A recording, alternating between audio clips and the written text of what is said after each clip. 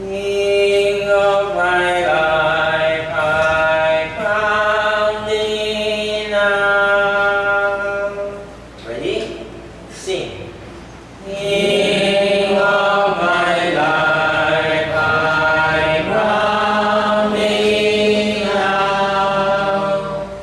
Thine shall the glory be.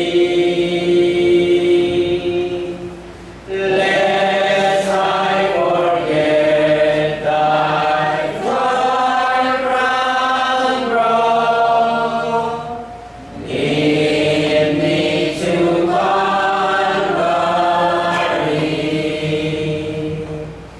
Lest I forget Gethsemane, lest I forget thy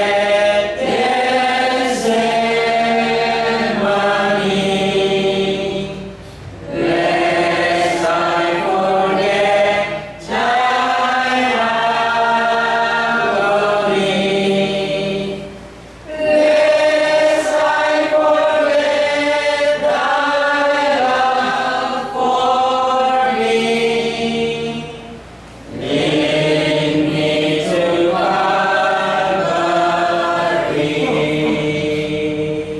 me.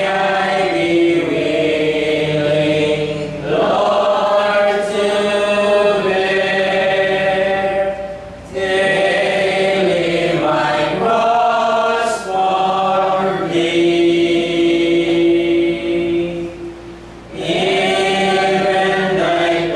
cup of grief to share, thou hast borne all for me. Lest I forget Gethsemane, lest I forget thy agony, lest I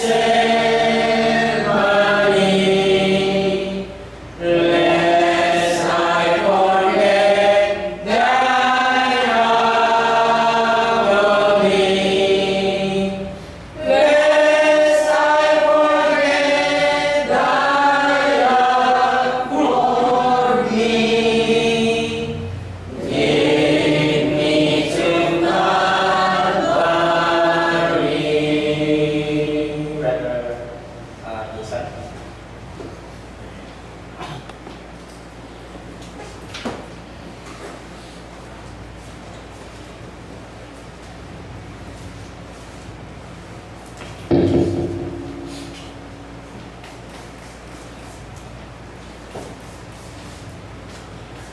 Sa mapagpalang mga sa ating lahat, sa pagpapatuloy ng ating gawain, tayo ay dumako sa sentro ng ating pananambahan.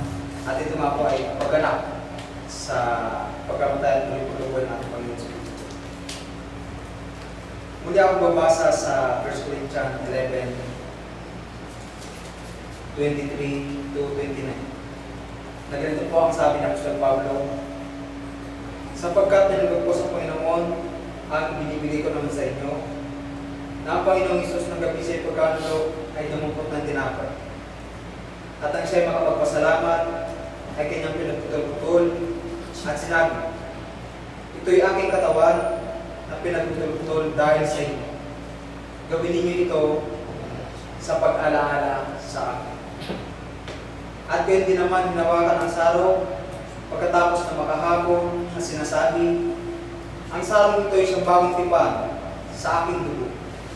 Gawin ninyo ito sa tuwing kayo magsisiinom sa pag-alaala sa akin. Sapagkat sa tuwing kanin ninyo ang tinapay na ito at inuman ninyo ang sarong, ay inihahayag ninyo ang pagkamatay ng Panginoon hanggang sa dumating siya.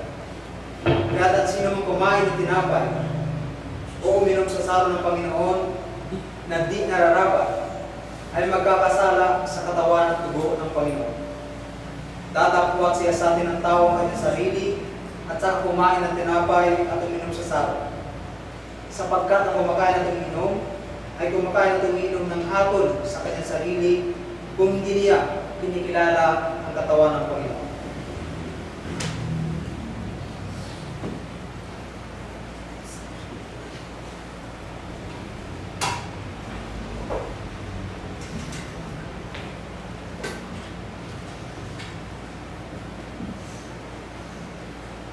Tayo pong lahat ay manalangin.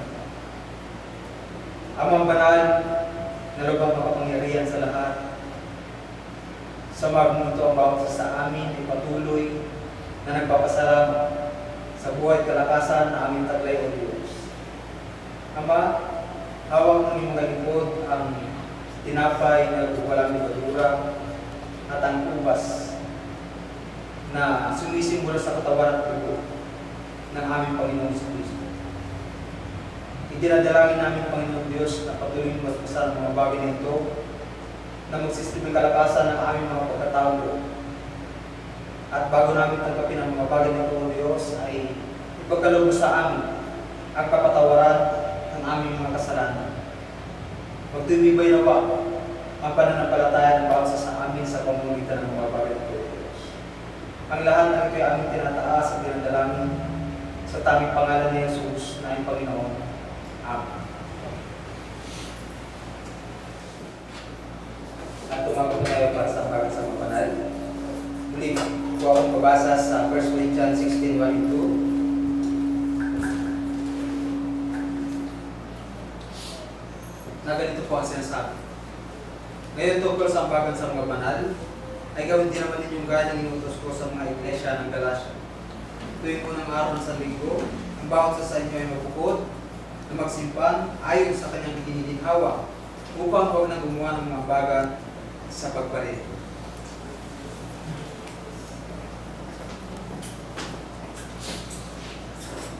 Awitin po natin ang give thanks. Give thanks. Ready? Sing. Give thanks with a grateful heart. Give thanks to the Holy One. Give thanks because He's given Jesus Christ, His Son. Give thanks with a grateful heart. Give thanks to the Holy One.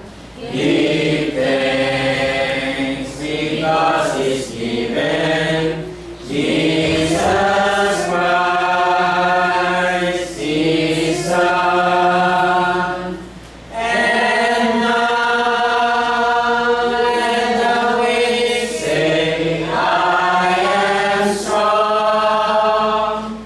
Let the poor say, I am rich, because of what the Lord has done for us. And now let the weak say, I am strong. Let the poor say, I am rich, because of what the Lord has done for us. Give thanks.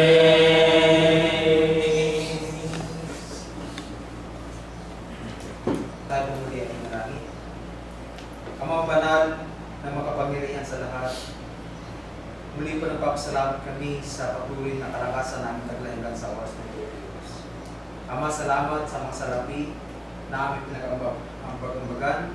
Dalangin namin, O Diyos, na magamit ito sa pagpapalaganap ng iyong mga salita at sa pagpapalaganap ng iglesia na ito, O Diyos, sa pagpapalago. Idinadalangin namin, Panginoon, na patuloy mo kami gabayan at ingatan sa lahat ng aming ginagawa, sa tungo sa aming mga trabaho. Gabayan mo kami, O Diyos, upang patuloy na magpaprovide sa aming mga pangailangan, ganun din sa makatulong din naman sa ibang mga kapatid. Ama, hiling namin na patuloy mo kami palakasin sa araw-araw at patuloy na iingatan. Ang lahat ng ito ay aming tinataas na tinadalangin sa tanging pangalan ni Jesus na iyong Panginoon. Amen.